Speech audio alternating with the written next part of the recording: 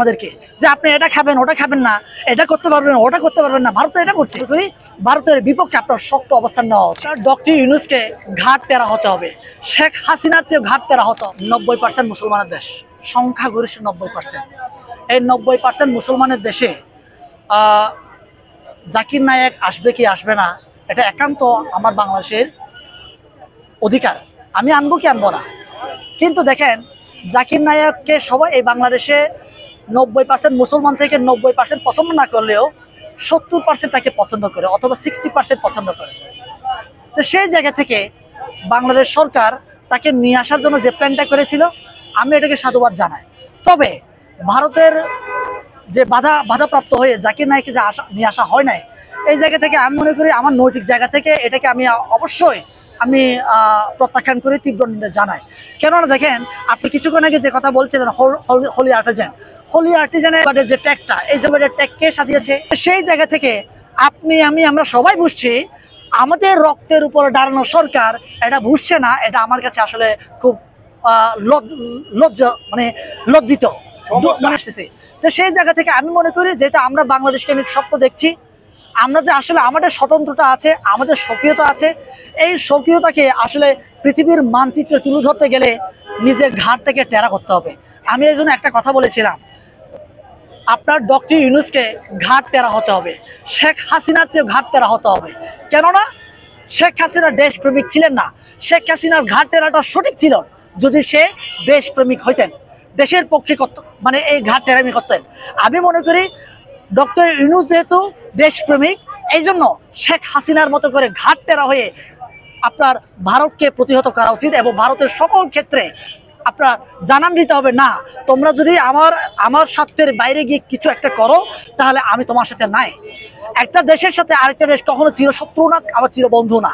যেমন পাকিস্তানকে আমাদেরকে দীর্ঘদিন ধরে শত্রু হিসেবে আমাদেরকে শিখিয়েছে, ভারতকে আমাদের বন্ধু হিসেবে শিখিয়েছে। কিন্তু ভারত যে আমাদেরকে বারে বারে বন্ধুরূপে আমাদেরকে আঘাত করেছে, এই জায়গা থেকে আমাদেরকে কে শেখাবে? এই শেখানোর দায়িত্ব সরকারকে আমাদের শেখাতে হবে। আমার বয়স তো ভাই এতটুকু যাবে না। আপনি ডাকলে হাজারটা মিডিয়া আসে, এই বাংলাদেশের সোর্সের সকল মিডিয়া আপনার দিকে তাকিয়ে আছে। আপনি একটা কথা বলে আপনার কথা সবাই শুনবে, আপনার দিকে তাকিয়ে আছে। এই জায়গা থেকে আমি মনে করি ভারতের বিপক্ষে আপনার শক্ত অবস্থান নেওয়া উচিত, এবং পাকিস্তান যে আমাদের শত্রু ছিল না, এটা আপনাকে প্রমাণ করতে হবে। আমি এটা বলবো না যে পাকিস্তানের পক্ষে আমাকে দাঁড়াইতে হবে। পাকিস্তান যদি আমার রাষ্ট্রের বিপক্ষে তথা বাংলাদেশের বিপক্ষে দাঁড়ায়, দাঁড়াবে। সবাই এই দেশের আমরা সবাই নাগরিক ভাই। পাকিস্তানে এসে আমাকে খাওয়াবে না, বা ভারতে এসে আমাকে খাওয়াবে না, বরঞ্চ ওরা আমাকে উস্কানি দিতে পারে সর্বোচ্চটুকু। আমাদের যে ভাই ভাই একটা দ্বন্দ্ব তৈরি হয়।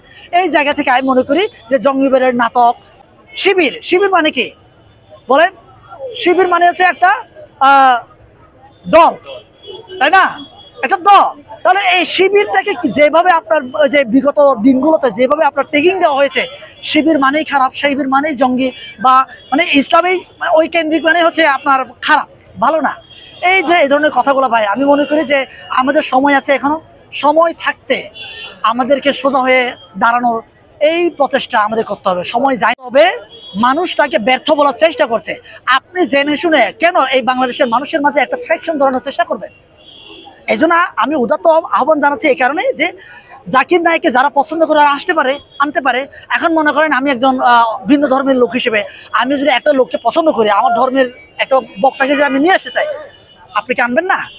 আপনার ইসকন যদি আপনার চট্টগ্রামে বড় বড় প্রোগ্রাম না, আমি এই জায়গায় আসতেছি, ইসকন যদি বাংলাদেশে বড় বড় প্রোগ্রাম করতে পারে, আপনার বাংলাদেশে ইসলামিক সংখ্যাগরিষ্ঠ রাষ্ট্র হিসেবে কেন আপনি ইসলামিক প্রোগ্রাম করতে পারবেন না? ভারত তো এখানে এখতিয়ার নাই যে আমি আমার দেশে আপনার বাড়িতে কি কোন বাজারটা করবেন, কোন বাজারটা করবেন না, আমি এটাকে আপনাকে সিদ্ধান্ত দিব না। তো সিদ্ধান্ত আপনার কাছে। তো ভারত তো এটাই করছে আমাদেরকে, যে আপনি এটা খাবেন ওটা খাবেন না, এটা করতে পারবেন ওটা করতে পারবেন না। ভারত তো এটা করছে।